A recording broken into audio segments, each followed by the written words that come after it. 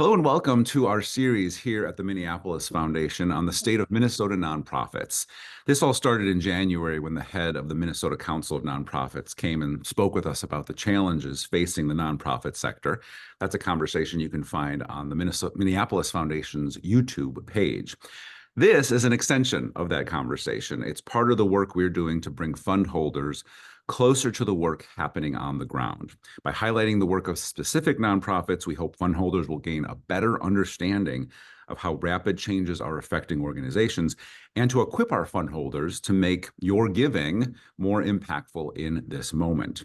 My name is Tom Weber, and I'm pleased to be joined by Marcus Carpenter, founder of Route One, which is an organization working to increase food access within communities of color by being a resource for emerging Black, Brown, and Indigenous farmers. So Marcus, thanks so much for joining. Yeah, thank you so much for having me today, Tom. Tell us how your organization is doing right now. Oh, wow. That's an interesting question, especially right now. I would say, we launched Route One back in that fateful summer of 2020. And as with any budding organization, there are increased challenges of growth and being able to make the right impact. But I would say over the last 3 months, since January of 2025, we've just faced some amazing, amazing headwinds, Tom. I would say those headwinds are facing organizations across the nonprofit sector, but specifically on our work as it relates to food access, being able to get good food into the bellies of the people who need it. Those challenges have never been greater in the history of our country, I believe. And so what that means is specifically as it relates to the state of Minnesota, if you look at our households, there's 1 in 5 Minnesota households that are food insecure. That's like 1 in 7 children and approximately 530,000 people across the state of Minnesota. But if you look at what that number means as it relates to last year, we need over $400 million more to support people who are food insecure in our state than we did last year, based off of where we are from a federal funding standpoint. And so what that means specifically for Route One, we're down about $400,000 from a funding perspective as an organization, and most importantly, for the 100 farmers that we support. So we, as you mentioned earlier, Tom, we support Black, Brown, and Indigenous farmers, what we call emerging farmers. And since 2025, we've opened up that tent to include, women farmers, a specific focus on women farmers, veteran farmers, farmers from the LGBTQIA plus community. So any underserved farmers who really need help, we want to support those folks. And so where the rubber really meets the road is the fact that the funding that has been either frozen or eliminated, it goes to things like buying seeds, right, for crops that hopefully will be coming up later in the summer. Farmers earlier on this year didn't have an opportunity to buy that much needed equipment that they may need. And then lastly, and most importantly, is that many farmers who depended on the federal funding and some of the other funding that they were receiving didn't have an opportunity to either lease land or purchase land that they need to grow food this summer. And so ultimately what that's going to come down to, it's going to come down to less food in the bellies of those who need it. And from an economic development standpoint, it's going to mean less dollars in the pocket of Minnesota farmers in 2025. And so, like I said, we're facing some heavy challenges, but we're excited because we live in a community that's generous. And we believe that we're going to overcome these types of things. So how is the work that your organization does just on a daily, kind of that day in, day out work, how is that work different than it might have been even, 4 or 5 months ago? Yeah. So that's a great question, Tom. I'll give you a baseline of our work. So with Route One, we really focus on 3 different areas. We have what's called our Emerging Farmers Institute, where we're helping farmers not only grow a good tomato and grow a good cucumber, but we're also helping these farmers grow their business. So it's really around how do we develop business plans, marketing plans? How do we help farmers really identify ways in which they can have a viable business, which means not only are we increasing food access, we're increasing health equity, we're increasing economic development. And then last but not least, what we're doing is we're decreasing the instances of diabetes, of heart disease, of chronic liver disease, all those things that affect folks when they don't have the proper diet. The second thing that we do is we have our Route 1 Seeds to Success Youth Academy that really focuses on how do we help our youth, specifically underrepresented youth, Black, Brown, Indigenous youth, how do we help them get their hands in the soil? So we're bringing youth mostly from our urban communities here in Hennepin and Ramsey County. How are we helping them get out to our farm in Laredo and Medina and get their hands in the soil? And this is really around like, how are we helping these young people not only get closer to the earth and get closer to the land, but really uncover what their futures could be, right? And then last but not least, what we do at Route 1 is focused on market development. So how are we taking the food that is grown from the amazing local farmers that are around our state of Minnesota, and how are we getting that food into the marketplace? And what that means is we focus on getting food into community development organizations, on the food shelves, getting it into the hands of our amazing chef and restaurant partners like, you know, Spoon and Stable in downtown Minneapolis and Chalango in South Minneapolis, and some of our other restaurant partners. How are we partnering with our amazing Minnesota corporations like Toro and UCare and American Family Insurance to be able to get that food into corporate dining, right? And so that's how we do our work.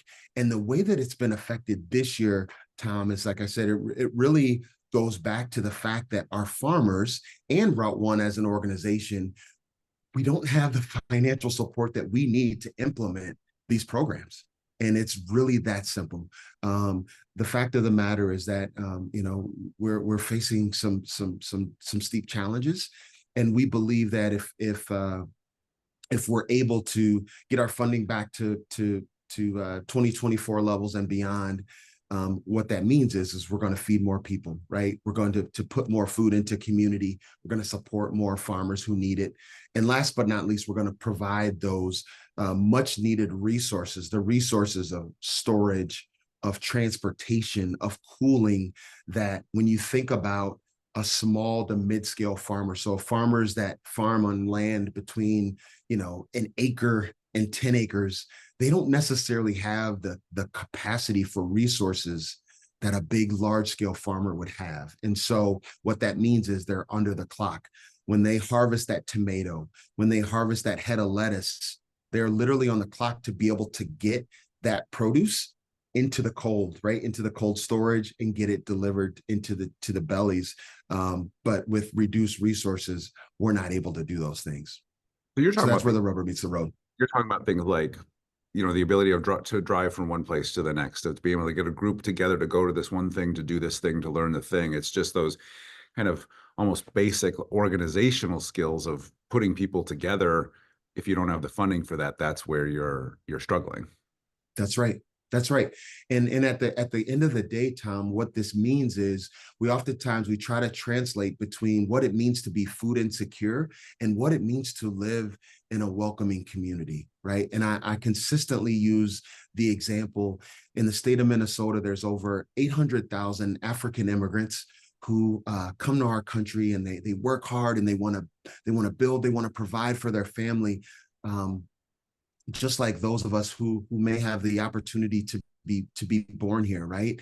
But when you think about food and where that kind of connection point matters, is if they're able to eat food that they recognize, food that they know how to prepare, food like crops like a crop like saga and managu. Those are the traditional African staples, right? If they can grow and eat those foods, what that means is we'll have safer communities. We'll have communities where people are just feeling better. They're collaborating more, and people are feeling more safe and secure to be able to be more responsible, helpful citizens of our community.